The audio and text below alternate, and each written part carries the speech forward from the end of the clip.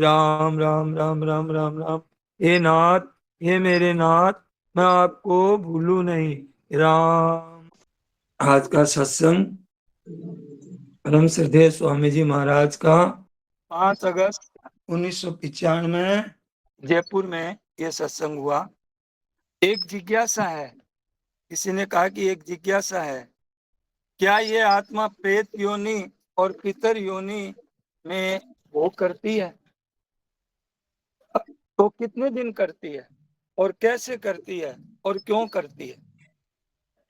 तो महाराज जी ने कहा कि दिनों का तो अलग अलग है, दिनों का तो अलग अलग है।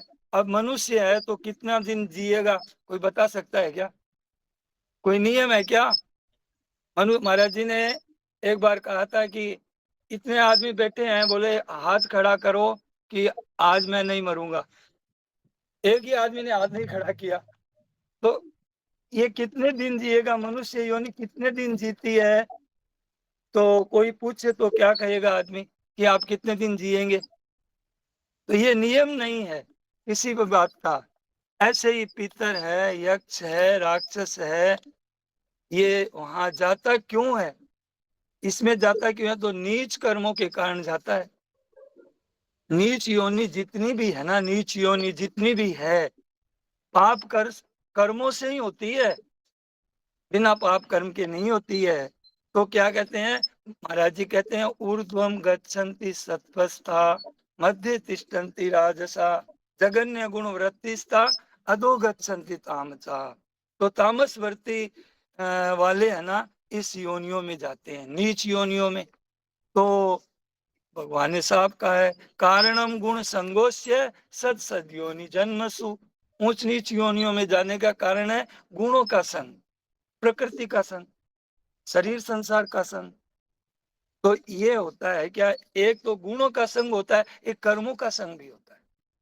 महाराज जी बहुत बढ़िया इसकी बात, बहुत अच्छे उत्तर दिए महाराज जी ने कि अब देखिए, एक तो सात्विक वर्ती किसी की हरदम रहती है, समझिए जीवन में उसके सात्विक वर्ती रही, सात्विक ही भाव ही रहे, और एक राजसी और एक तामसी, इनकी मुख्यता रहती है जीवन में।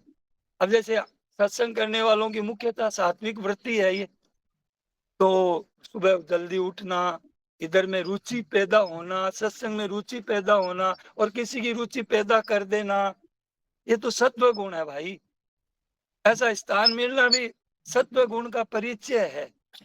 तो अब कहते हैं कि एक तात्कालिक मरते समय एक बात होती है कि जैसे अब तात्कालिक मरते समय कौन सी वृत्ति रही?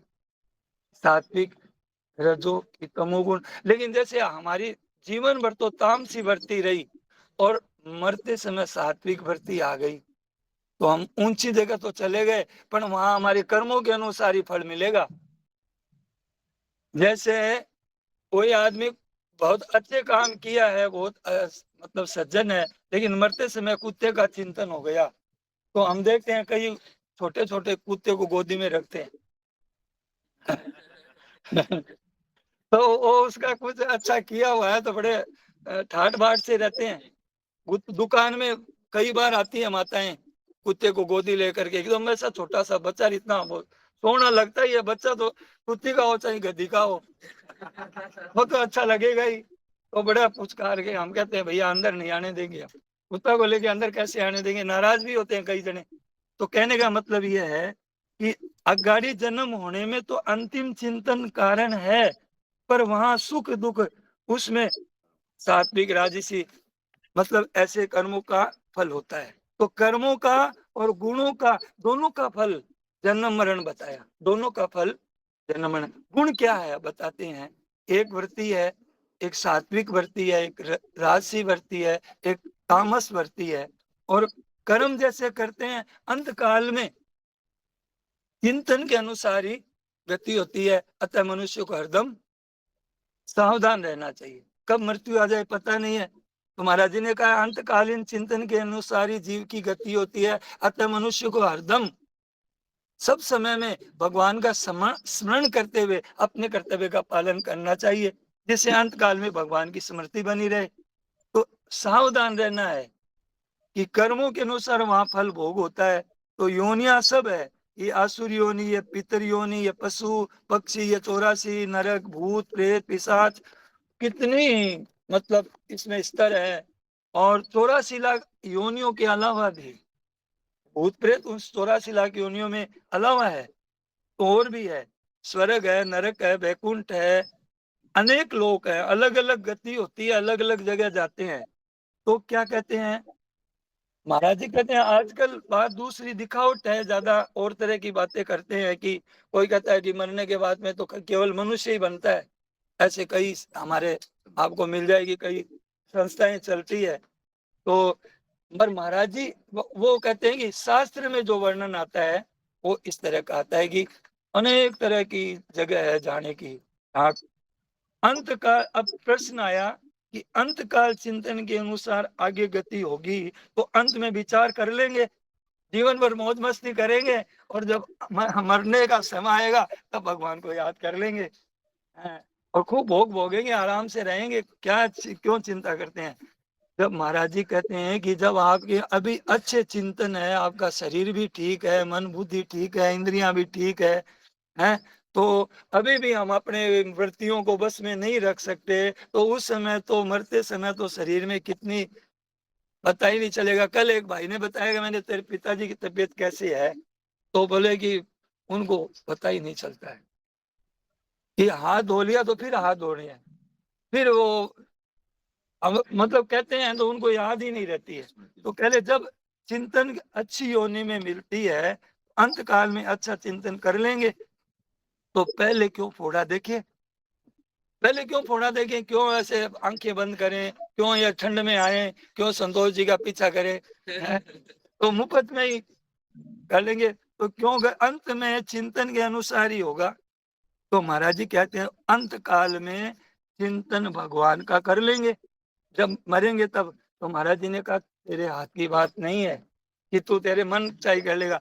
अभी हम सावधान है, ध्यान दीजिए, अभी सावधान है, सत्संग में बैठे हैं, क्या हमारा इधर उधर नहीं जा रहा है, जयपुर में मन नहीं जा रहा है? तो अभी हम सावधान है, सावचेत है, स्वस्थ हैं।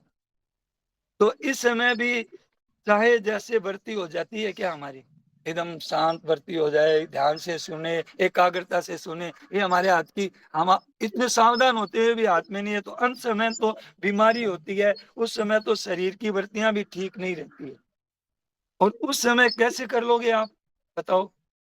अभी भी सावधानी है, मतलब स्वास्थ्य है, ठीक तरह से है, तो वर्तियां पर बस नहीं चलता, सावधान रहने पर भी।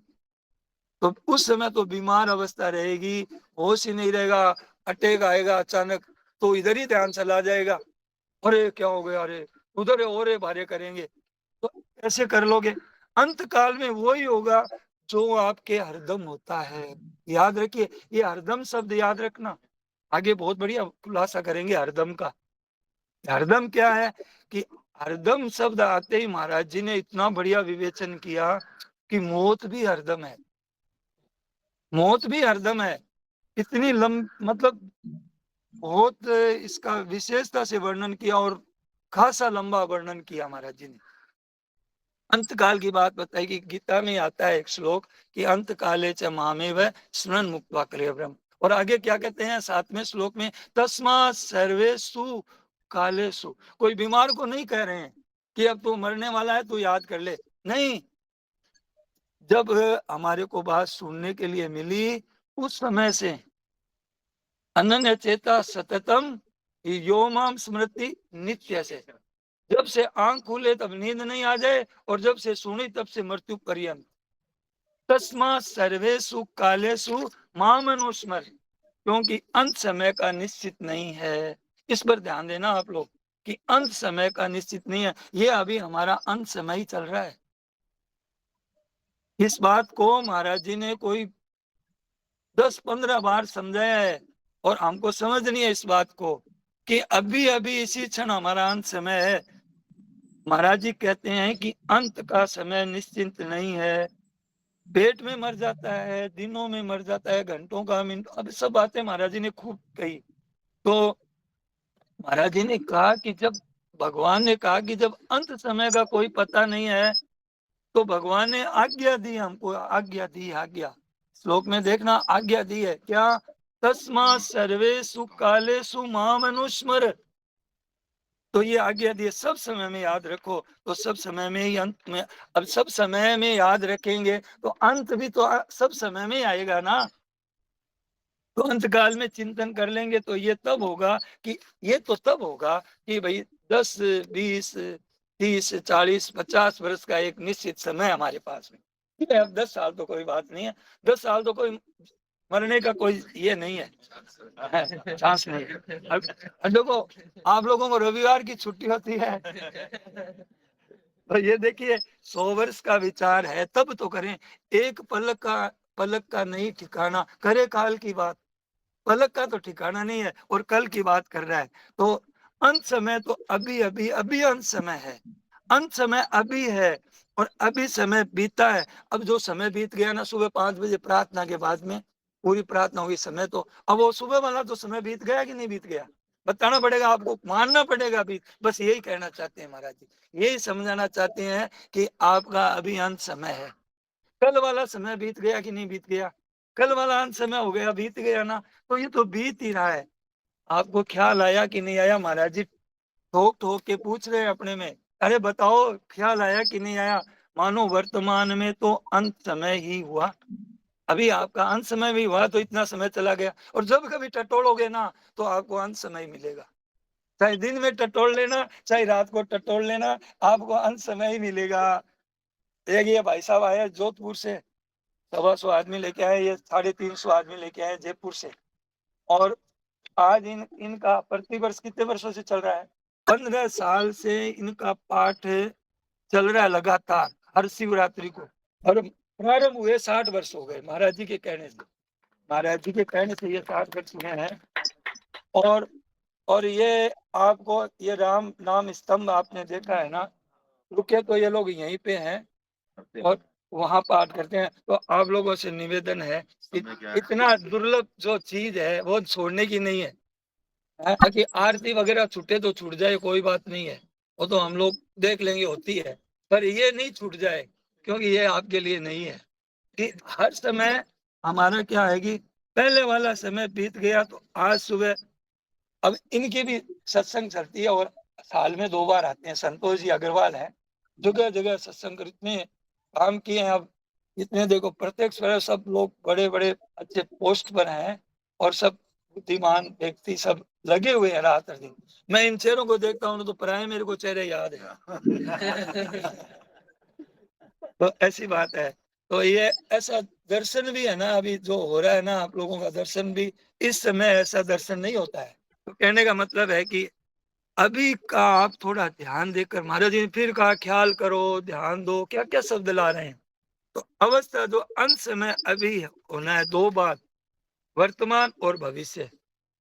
वर्तमान और भविष्य तो ये तो नया, पर अभी अभी आपका है ना जीवन का समय जितना बीता है ना, अभी फिर थोड़ी देर पहले आपको कहा था ना कि जितना समय बीता है वो है गया, अंतकाल है। और अब फिर वही आ गई बात, अभी बीच में थोड़ा समय तो मिला था ना अपने को और दूसरी बातें की। लेकिन महाराज जी क्या कर रहे हैं, अभी वो फिर टटोल लो कि वो अब अंत समय ही मिलेगा आपको। इतना खुलासा कौन करेगा इतनी बात, और महाराज जी ने तो आज कही कि ये नई बात है। महाराज जी के सत्संग करते करते ही महाराज जी की नई नई बातें प्रकट होती है। तो अब कहते हैं कि अभी अंत समय है कि नहीं है। आप दिन तक, आप वर्ष दिन महीना जितना बीता है आज तक, आपका वर्ष बीता महीना बीता, आज आप जिस मुकाम पर पहुंचे हैं उतना आपका अंत समय हुआ कि नहीं हुआ। उतनी जितनी उम्र आ गई, जितना आपका समय चला गया, उस अवस्था का तो अंत समय आपको मानना ही पड़ेगा, मानना ही पड़ेगा आप कि आज अंत समय है।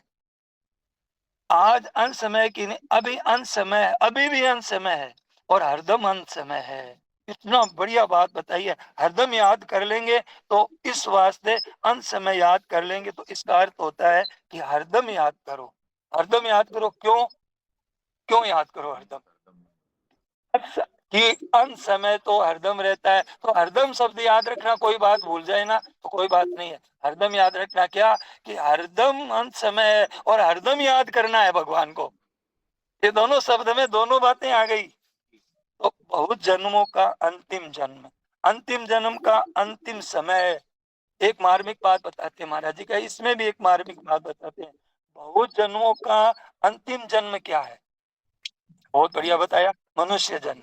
बहुत जन्मों का, उसकी कोई कीमत नहीं है। 84 लाख योनियों की, नरकों की, भूत प्रेतों की, उनकी नहीं है। ये मनुष्य जीवन, ये जो हमें मिला है, अंतिम समय मनुष्य जन्म है। अब मनुष्य जन्म के अगाड़ी अब आपकी मर्जी है, जहां जा सकते हो जहां जाओ, खुला है एकदम मार्ग। स्टेशन है ये मनुष्य जीवन, भुसावल का स्टेशन, भुसावल का स्टेशन है। चारों तरफ से गाड़ियां जाती है, मिनट मिनट में, 2-2 मिनट में, 1-1 मिनट में गाड़ियां जाती है। तो ये आपका अंतिम जन्म है, अंतिम श्वास का अंतिम जन्म है। और इस जन्म में ये अंतिम काल है, ये अंतिम काल है। अब अगाड़ी जैसा काम करोगे, जैसा जैसा सत्संग भजन करोगे, बस मौज है। और नहीं तो भैया, आयो 84 भुगत के, फिर जावन ने त्यार, रांड गैली को जायो। कहते हैं महात्मा, महापुरुष कहते हैं कि अच्छा नहीं किया तुमने, अभी बीता है उसको, अभी अंत समय अभी की, अभी है कि नहीं है। महाराज जी कहते हैं, फिर भी महाराज जी को विश्वास नहीं है कि मेरी बात समझे कि नहीं समझे। ये अंत समय है, तो जो इस बात को समझेगा ना अंत समय में, अभी अपने को कोई कहे कि मरने वाला है तू, तो हम लोग अरे मरने वाले हैं, तो हम सावधान हो जाएंगे नहीं हो जाएंगे? महाराज जी कहते हैं अभी मरने वाला है तू, पता ही नहीं है तेरा, तो मरेगा तो अभी मरेगा ना। अगर हम समझ गए 100 वर्ष बाद में भी मरेंगे, तो ये कहते हैं कि ये समय तो है ना, ये क्या है, ये समय समय तो अंतिम ही है ये। अब क्या है कि नया शुरू हुआ, अब पहले जितना समय बीता उसका तो ये अंत समय अभी है। अब अगाड़ी समय तो चलेगा, जैसे चलेगा कहाँ, उसी समय अंत समय आ गया। तो हमारे हेयम दुखम अनागतम, पतंजलि योग दर्शन के बात बता रहे हैं महाराज जी कि दुख कौन सा है? दुख वो है जो हेयम, जो अभी आया नहीं है। हमारे भविष्य के दुख तो हमने भोगे हैं, कहाँ कहाँ गए, कहाँ कहाँ आए, इस जन्म में भी कितने दुख भोगे हैं। और वर्तमान के दुख, शरीर का बीमार हो गई, कोई इलाज कराएंगे, इलाज कराते कराते वो दुख चला जाएगा। तो पीछे वाला तो चला गया, अभी वर्तमान की भी चिंता की जरूरत नहीं है कि इसका उपाय करें। उपाय कौन सा करें फिर, कि जो आया नहीं है, अनागतम, ये यम दुखम अनागतम, जो दुख आए नहीं है उसकी सोच फिक्र करनी चाहिए। यो निश्चित नहीं रहना चाहिए, निश्चिंत नहीं बैठना है अपने को। यहाँ आए हैं तो ये बात लेकर के जाएंगे, तो ये क्या है, आज दिन तक का जो भोग लिया उसको तो कोई उपाय नहीं है, और अभी दुख भोगते हैं तो उसका उपाय करते करते दुख बीत जाएगा। तो क्या है कि किस पर विचार करो, कि जो दुख आया नहीं है उसकी चेष्टा करो, उस पर विचार करो कि भोग चुके हैं वो तो बीत गया।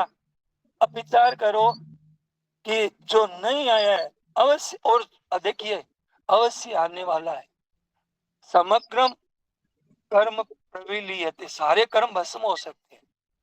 सर्वम ज्ञान प्लवई नहीं व भ्रजिनम संतरिष्यसि, से सब पापों से हम तर सकते हैं, इतनी शक्ति है हमारे में।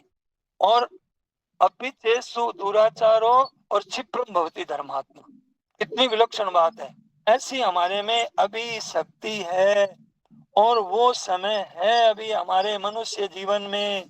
और कहावत है, मारवाड़ी कहावत है, चुके ने 84, इन्हीं चुकी और धार मारी, थोड़ी सी भी ध्यान इधर उधर होया और झट खत्म। थोड़ा युद्ध में इधर उधर हुआ, गला कट गया, सांप गोली लग गई। तो देखिए कि अवश्य आने वाला, उस पर विचार करो तो अंत समय में अभी हुआ कि नहीं हुआ।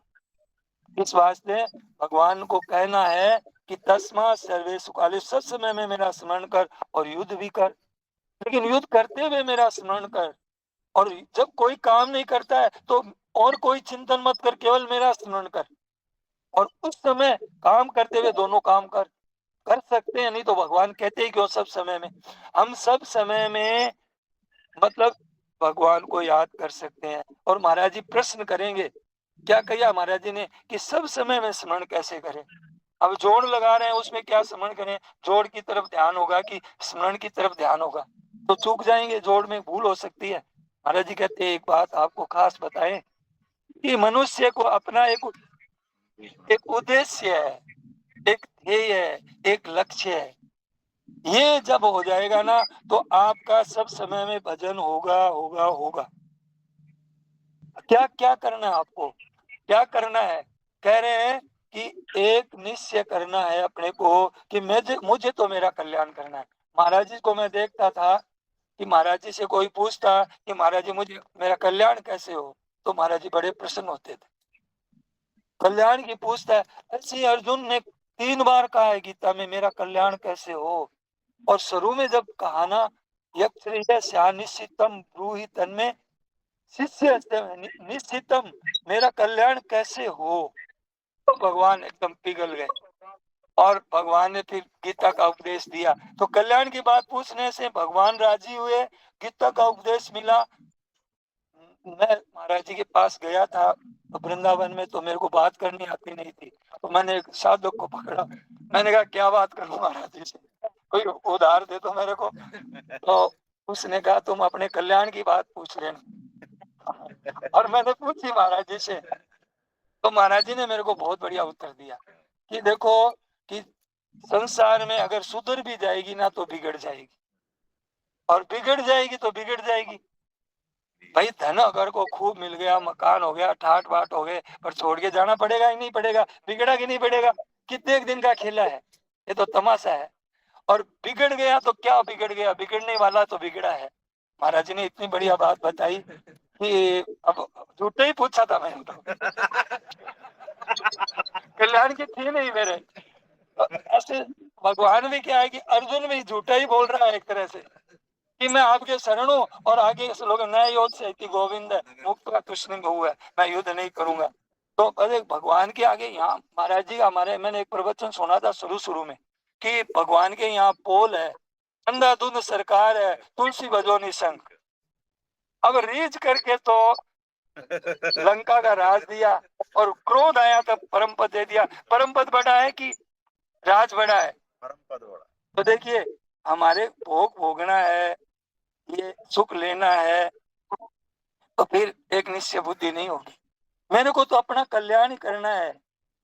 तो अपने ये शरीर मिला है ना, केवल मिला है ना, तो भगवान ने अपने कल्याण करने के लिए ही दिया है। तो ये लक्ष्य अभी बना लेना चाहिए। ये अगर लक्ष्य बना लेंगे तो सब समय में स्मरण होगा, याद रहेगी। अब देखिए, अब जब भी कोई बात होगी तो आपके कल्याण के विरुद्ध बात नहीं होगी। क्यों? कि नहीं मेरा, अब लोभी से कोई गलती हो सकती है क्या? जानबूझ के धन खर्च कर देगा? बड़ा सावधान रहता है कि क्यों, कि पैसे का मतलब गुलाम है और बस उसी में रमा। तो कहने का मतलब यह है कि मतलब वो हम कल्याण चाहते हैं, अगर चाहते हैं तो फिर हमारे को कोई बाधा नहीं आएगी भगवान को सब समय में याद रखने में। तो मुझे तो अपना कल्याण करना, एक निश्चय कर लिया। एक निश्चय में कितनी ताकत बताई भगवान ने। दुराचारी भी एक निश्चय कर लेता है, और कई जगह बताई है भगवान ने। तो अभी कल्याण का उद्देश्य बन जाए तो कल्याण बाधा वाला काम आप होगा ही नहीं, इधर जाएंगे ही नहीं इस रास्ते से कि भगवान की स्मरण हमारा विस्मृत हो जाए। क्यों जाएंगे? इतना घाटा कौन सहेगा, इतना नुकसान कौन सहेगा? तो हमारे कहा कि महाराज आपको ऐसा करना चाहिए। तो हमारे को कई जने मिलते हैं महाराज जी, हमको ऐसी बात बताते हैं कि महाराज जी ये काम तो आप साधुओं का है, हम तो गृहस्थ है, हम तो खुला है। तो महाराज जी कहते हैं वो गृहस्थ खुला है, अपने को क्यों मानते हैं कि मौज मस्ती करेंगे, पाप करेंगे, जो चाहे मन चाहे करेंगे। महाराज जी कहते हैं खुला नहीं है, यहाँ कोई साधु बैठा ही नहीं है मेरी समझ में, सब गृहस्थी गृहस्थी बैठे हैं। तो कहने का मतलब महाराज जी तो पहले तो यही होता था कि सन्यासी साधुओं के लिए ये गीता सत्संग, ये कल्याण तो बस कृष्ण। पर ये सेठ जी स्वामी जी महाराज जी भाई जी ये हुए ना, तो सेठ जी ये तो मतलब उन्होंने कहा कि अरे इसमें कल्याण में तो न गृहस्थी न साधु, सबके लिए कल्याण की है ये बात। तो कहते हैं कि हम तो खुले हैं, अब ये साधुओं का काम है। तो महाराज जी खुले हैं तो फिर 84 लाख योनियों में जाओ, खुले हैं तब जाओ भैया, सीधा रास्ता पड़ा है, कुछ भी नहीं करना पड़ेगा। नरक पहले बताया, 6 बातें बताई ना मनुष्य के लिए खुली। तो पहले नरक, स्वर्ग, अपवर्ग, सुख, बोले नरक क्यों बताया? कि मनमानी करो बहुत सरल है नरक में जाना है, तो स्वर्ग में जाने के लिए तो कुछ करना पड़ता है। तो देखिए, मन परमात्मा की प्राप्ति के लिए बनाया गया है ये मनुष्य है। एक महाराज जी ने कहा, पुस्तक याद आई कि जैसे एक पुस्तक में है कि मैं ब्रह्म हूँ, इसका भी बहुत बढ़िया विवेचन किया महाराज जी ने। कोई कहता है अहम ब्रह्मास्मि, तो महाराज जी हमें आश्चर्य आता है कि जो अपने को ब्रह्म कहता है, अब उसके लिए साधन क्या बाकी रह गया? वो तो ब्रह्म ही हो गया, अहम लगाने की जरूरत क्या पड़ी उसको? अहम ब्रह्मास्मि ये भी साधन होता है। बड़ी आश्चर्य आता है, महाराज जी ने कहता है। अब जड़ देखो, ब्रह्म ब्रह्म साधक नहीं होता है, होता है क्या ब्रह्म साधक? वो कहता है कि हम ब्रह्मास्मि।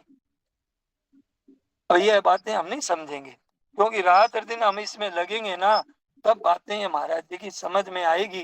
तो ये क्या है कि न तो देखिए चेतन साधक होता है, न जड़ साधन होता है। तो फिर साधन कौन होता है बताओ भाई? हम लोगों ने सुना है ये मनुष्य साधक होता है। मनुष्य हम है, साधक हम है। ना ब्रह्म साधक होता है, ध्यान दीजिए, ना जीव साधक होता है, ना ईश्वर साधक होता है। तो कौन होता है? कि मनुष्य है। और मनुष्य भी कौन? जो अपना कल्याण चाहता है। तो ये महाराज जी आप विवेचन किसका कर रहे हैं कि साधक कौन है? जो लेता ही लेता है वो साधक नहीं है, जो लेता देता वो भी साधक नहीं है, जो देता ही देता है वो साधक है। ये साधक बताया। ये अब हमारे को साधक की लिस्ट में नाम कब आएगा? तो महाराज जी ने कहा अब हमें किसी से कुछ लेना ही नहीं है। शरणानंद जी महाराज की एक बार बात बताई थी महाराज जी ने कि आप इतने बड़े संत होकर के आप भिक्षा मांगने के मतलब भिखारी की तरह मांगने जाते हैं। तो उन्होंने कहा हम मांगने नहीं जाते हैं, हम बस्ती को चेताने जाते हैं कि देना सीखो। तो उनके देने में भी लेने में भी देना है और देने में भी देना है। तो ये बात है। तो क्या है कि एक आज एक वो बजरंग जी सोनी को तो कई जने जानते ही हैं, हम लोग प्राय जानते हैं। उन्होंने पूछा शरणानंद जी से, महाराज जी ने कहा कि महाराज कोई सेवा बताओ। मैं बजरंग जी ने कहा कि कोई सेवा बताओ। तो उन्होंने कहा तू क्या खाक सेवा करेगा हमारी? हमारी सेवा तो भगवान करते हैं, हमारी सेवा तो भगवान करते हैं। तो कहने का मतलब है कि हम कहाँ से बोल रहे हैं वो पकड़ लेते हैं। किसको कहते हैं कि देखो लेना नहीं है और देना ही देना है। तो वर्तमान की तो आसक्ति क्या होगा कि आसक्ति हमारे है ना, कामना है, वो तो निष्काम भाव से सेवा करने से मिट जाती है, ध्यान देना। और नया हमने लेना बंद कर दिया, लेना लेना बंद कर दिया, तो क्या है कि अब सिद्ध हो जाएगा। अब देखिए, दो जने तो सिद्ध है संसार में, और ये मनुष्य जो हम लोग हैं वो साधक है। हेतु रहित जग जुग उपकारी, तुम तुम्हारे सेवक असुरारी। एक तो भगवान और एक भगवान के भक्त, वो देते ही देते रहते हैं, और उनका काम देना ही देना है।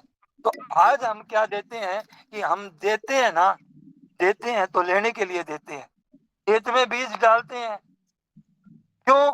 कि दुकानदार उधार देता है तो वो जानता है कि दिए बिना मिलेगा नहीं। चालाकी करते हैं ना हम लोग। तो देना भी उसका लेने के लिए है। एक अखंडानंद जी महाराज को किसी ने एक कंबल दी कि महाराज एक कंबल लीजिए। तो बोले तुम हमको कमल क्यों देते हो? कि एक के बदले 1000 मिलेगी। तो बोले एक तो लो, 999 बाकी रह गई। तो कहने का मतलब देना भी है ना, लेने के लिए है। तो अब जब साधक वही होगा जब हमें किसी से लेना नहीं, किसी से भी कुछ लेना नहीं है। तो अब क्या है कि वृक्ष है ना, ये पेड़, जितने भी पशु है, पक्षी है, ये हमें दे नहीं सकते, और इनमें हमें इनसे क्या ले सकते हैं? इनमें देने की शक्ति नहीं है। तो देने की शक्ति है केवल एक मनुष्य में है, ये मनुष्य में ही है।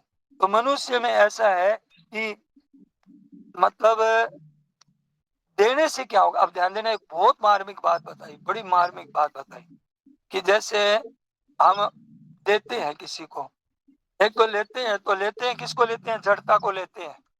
लेते हैं तो किसको लेते हैं? और देते हैं तो किसको देते हैं? जड़ता को देते हैं। तो जड़ता को देते देते क्या बाकी रह जाएगा? चिन्मयता बाकी रह जाएगी।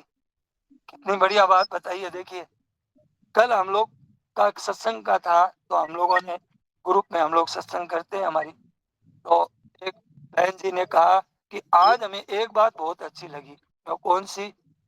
कि महाराज जी ने बताया ना कि संसार की तरफ जो आकर्षण होता है ना हमारा, किसी रूप को देख करके, किसी धनी को देख करके, किसी बलवान को देख करके, किसी विद्वान को देख करके जो हमारा संसार में आकर्षण होता है ना, तो महाराज जी ने कहा कि तुम्हारा दुखों की तरफ आकर्षण हो रहा है। क्यों? कि यह संसार दुखालय है। तो हमारा संसार की तरफ आकर्षण होना क्या है? कि दुखों की तरफ आकर्षण हो रहा है। कल का सत्संग सुनना बहुत बढ़िया था। तो ये बात बताई कि अब हमारी देते देते क्या होगा कि देते चिन्मयता का तो त्याग हो नहीं सकता, और चिन्मयता देते देते जड़ता का त्याग होने से चिन्मयता शेष रह जाती है, तो मौज हो जाएगी। तो ये देखिए, स्वामी जी ने एक सत्संग हाँ में ये भी बताया था कि हाँ ये मनुष्य हम्म, भगवान को भी दे सकता है, हाँ हाँ, भगवान क्या की भी बात, चाहना पूरी कर सकता हाँ, है। बिल्कुल बिल्कुल। महाराज जी ने कहा था कि भगवान के भूख है, एक भूख है प्रेम की, कि कोई मुझे देवे, कोई मुझे देवे। तो इसलिए ये अपने को दे दो और लेना बंद कर दो। तो वो देना है, तो अच्छा देना क्यों है संसार को? पूछ रहे हैं महाराज जी हमसे, हम पूछ रहे हैं महाराज जी से कि देना क्यों है? देना इसलिए है कि सारा लिए ही लिया है हमने जीवन में। माँ बाप से लिया है, उनसे पले हैं, सड़क काम में लिया है, धर्मशाला काम में लिया है, दूसरे की खेती उपजाई हुई काम में ली है, कितना कितना हमने लिया ही लिया है। तो अब भैया सोचो, विचार करो कि अब देना ही देना शुरू करो, क्योंकि उनका हक है। हम हक मार रहे हैं, हम दूसरों का नहीं देख करके। अब देखिए, तो क्या है, चाहे संसार को दे दो, चाहे देखो मालिक तो कौन है, संसार का मालिक तो कौन है? परमात्मा को, तो परमात्मा को दे दो। और प्रकृति है ये जड़ शरीर संसार, तो प्रकृति को दे दो, और संसार लिया संसार। तीन बातें बताई महाराज जी ने। फिर महाराज जी, एक प्रश्न आया कि महाराज जी संसार में मोह और भोग त्याग नहीं कर सकते हम? नहीं, करना ही नहीं है।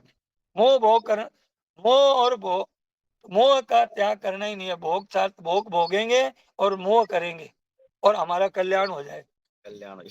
तो महाराज जी ने कहा हम त्याग करना नहीं चाहते, तो महाराज जी ने क्या उत्तर दिया पता है?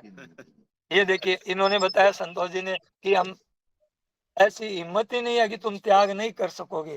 तुमको कुटुंब का भी त्याग करना पड़ेगा, जिस मकान में रहते हो, जिन परिवार में रहते हो, त्याग करना ही पड़ेगा। तुम्हारी शक्ति नहीं है कि तुम त्याग नहीं कर सकते।